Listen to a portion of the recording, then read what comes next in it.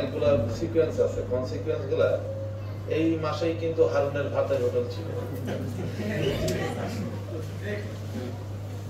এই মাসেই কিন্তু আমরা দেখছি যে হারুনের ভাতের হোটেলে অনেক নেতৃবৃন্দ খাওয়া দাওয়া করছে, আবার হিরো আলমের মতো কিছু লোক ওই ভাতের হোটেলে খাওয়া দাওয়া করছে।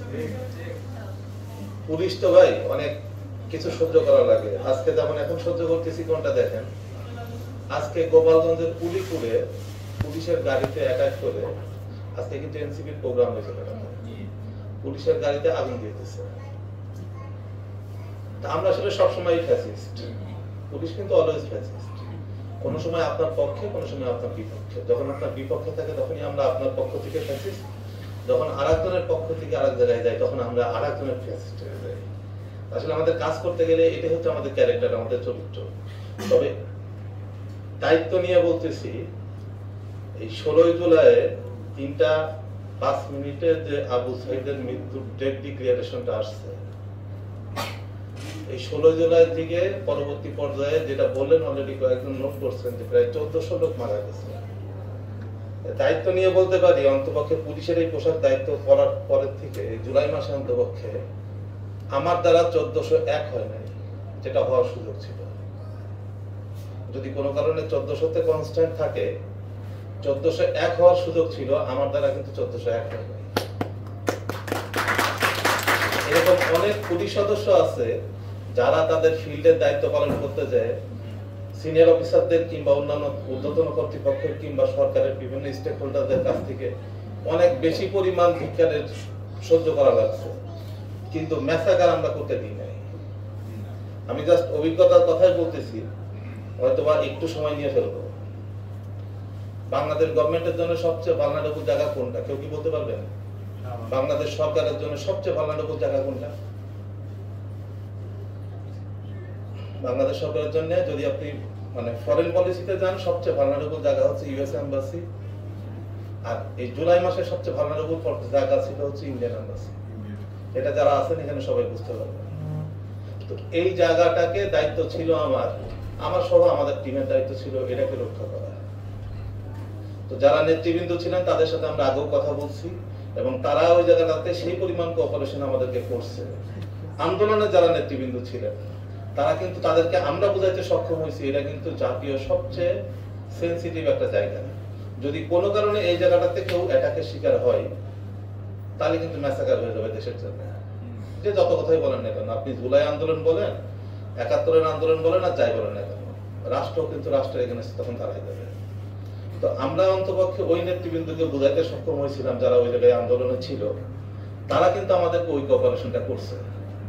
আসলে কোন আন্দোলনই সাকসেস হয় না যদি না ইন হাউসে কোন রকম ভাবে আপনি পারচেজিং এর না যান। আপনি আন্দোলন করবেন, আন্দোলনের ভিতরে যাদের প্রতিহত করবে তারা যদি আপনাকে সহযোগিতা না করে, যদি স্ট্রিক্টলি দাঁড়ায় থাকে, আমার মনে হয় করতে খুব কষ্ট হবে, আপনার রসদ জোগাড় করা খুব কষ্ট। কিন্তু যদি আপনার কম্প্রোমাইজিং এ যান, অনেক আন্দোলন কিন্তু খুব সুন্দর সুন্দর সুষ্ঠুভাবে বের করে নিয়ে আসা সম্ভব। তো ওই জায়গাটাতে আন্দোলন কিন্তু হয়েছে, আপনারা দেখেন ইউএস এম্বাসির আশেপাশে প্রচুর আন্দোলন হচ্ছে, কিন্তু ক্যাজুয়ালিটির পরিমাণ একেবারে জিরো। ইন্ডিয়ান এম্বাসি ওখানে ছিল, সবার তো তখন একটা মেইন টার্গেটই ছিল যে ইন্ডিয়ান এম্বাসি কোন সময় এটাকে শিকার হয়। কিন্তু স্থানীয় যে নেতৃবৃন্দ ছিল তারা আসলেই খুব কোঅপারেটিভ ছিল। তো সেটা থেকে বলতেছি যে ওই জুলাইয়ের আন্দোলন কিন্তু 16 তারিখটা কিন্তু মানে আপনি যদি ধরেন, আমি হেলিম ভাইয়ের কথা সূত্র ধরে বলি, আসলে আন্দোলনটা কিন্তু নট অনলি জুলাই, আমাদের এই কনসিকুয়েন্স গুলো ফুলতে ফুলতে ফুলতে ফুলতে জুলাই যায়, কিন্তু এই জুলাই থেকে একদম 36 জুলাই পর্যন্ত শেষ হয়েছে। এটা কিন্তু সেই 2008-এর থেকে শুরু, অলমোস্ট প্রায় 20 লক্ষ পরিবার দ্বারা এফেক্টেড, প্রত্যক্ষভাবে 20 লক্ষ পরিবার এফেক্টেড। আমরা যে যত কথাই বলি না কেন, এই 20 লক্ষ পরিবারের কেউ না কেউ আহত কিংবা কেউ না কেউ শহীদ আছে, কেউ না কেউ আহত কিংবা কেউ না কেউ শহীদ আছে। তো এই কনসিকুয়েন্স গুলো ওই সময় যে এটাকে ধরেন একদম এক্সট্রিম পর্যায়ে চলে গেছে।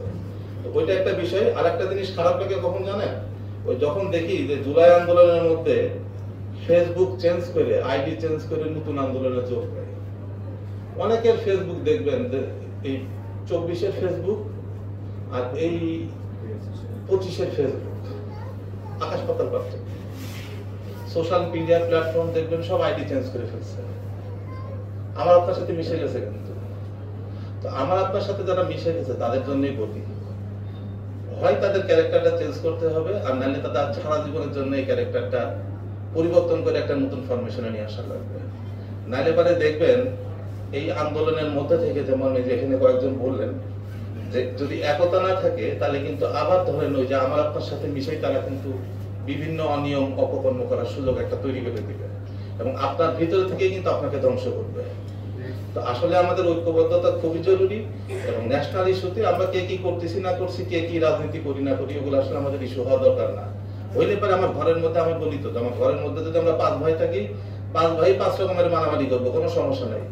কিন্তু যখন আমি আমার বাড়ির গেট পার হবো, এই 5 ভাই যেন আমরা নিজেরা কাঁধে হাত দিয়ে একতাবদ্ধ হয়ে চলতে পারি, যাতে অন্য কোনো পরিবার আমার পরিবারের দিকে না দৃষ্টি দেয়। তো আসলে এই আশাবাদ ব্যক্ত করে আজকে